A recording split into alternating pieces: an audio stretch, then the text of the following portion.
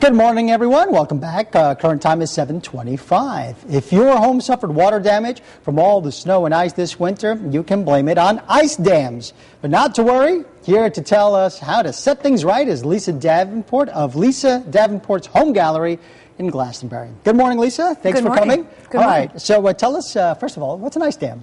Well, an ice dam is a mess. In a nutshell. In a nutshell, it is a mess. And I am confident that many of your viewers experience that this winter. Sure. To clearly explain it, though, I believe we have a graphic. Can we pull that up? This is beautiful. Okay. Right, so what happens is the snow is on your roof. You have too much heat in your attic. It melts. It comes down into your gutters. Your gutters are beyond the attic, so it's colder out there. Sure. It freezes, creates a dam. The process continues over and over again. And the water's nowhere to go. Nowhere to go except up under your shutters or shingles and into your house. And all of a sudden your house is a mess. And you're like, oh no! Yes, and that creates a perfect opportunity to do this, change it up a bit. Exactly. But before we do anything, we need to rectify the problem because it's just going to be a continual issue. So first thing we need to do is make sure your gutters are clear. Your gutters are clear, but make sure your attic is insulated well. The problem is we know that what fuels ice dam is hot roofs that melt snow.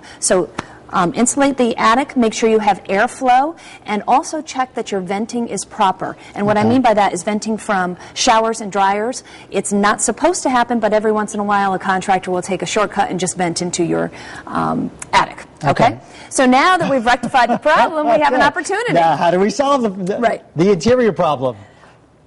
Many clients may not have the budget to just redesign the room in its entirety. Sure. So you're going to have to, most likely, at least paint the room. Paint is a cheap way to brighten up any room. It is, and you can change the whole look of a room just by a couple of gallons of paint. You're going to empty out the room and repaint. Before you do anything, though, please make sure that you've taken the opportunity to check behind the sheetrock to make sure you don't have mold and mildew growing, because that will be a water's a big issue. You got to take care of that. All right, so here's the color wheel. What are some good colors for spring? Well, anything that has a green or a warm feeling to it, yellows and so forth. While we're doing this, we want to keep in mind that with the cost of rectifying the problem, we may not have a huge budget to do this. Sure. So paint would be fabulous. Greens are wonderful. I've brought out here today some wonderful these are some fabrics. Spring colors. While you're doing this, choose, some of my favorites are sticking to the historical colors because those are tried and true. Earth tones are always great. They are. Sherwood green is great. We have Georgian green. Okay. But I want to talk about the opportunity you have in here to not necessarily have to dump $20,000 into changing this room. Yeah, who has that kind of money these days? So you empty out the room, you redesign the room by possibly moving furniture around.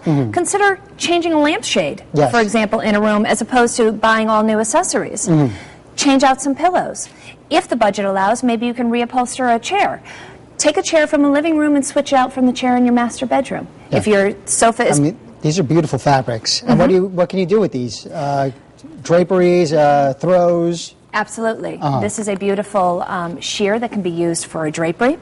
This is a little loud to be a whole sofa, I would say, but we could do pillows out of this. Pillows out of that. Right. We have fabrics here that could absolutely be sofas.